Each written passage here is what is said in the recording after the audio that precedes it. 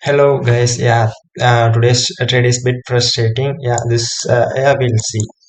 This is the triangle pattern that I follow today in 3 minutes time frame Nifty. After the break, I entered here with two lots of put option and I get my stop loss above the trend line and risk reward ratio on is to 3. My premium entry is around 180 and my stop loss is around 165 and target is 225. My after this area, right, this area my stop loss not got hit and it is trading, and here my stop loss got hit at 165 and it went till 164, and after it got reversed and it is trading uh, as per my anticipation, and after some time it is going down.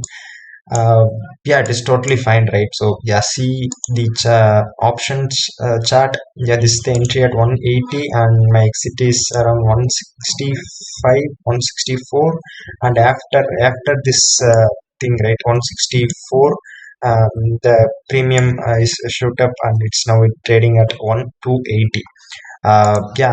If I put my stop loss, if I had put my stop loss around 163, yeah, I'd been profit of around 6 to 7k, but it's totally fine, right? You have to respect your stop loss and respect your strategy, even though it is not gone as on your favor, right? So you have to respect your stop loss.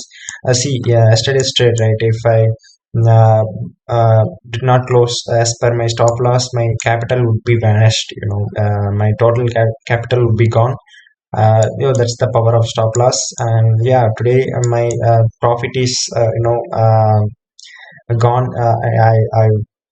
I closed with my position with a minimum loss. That's totally fine. So the lesson from this video is nothing but I had to. It's bit challenging.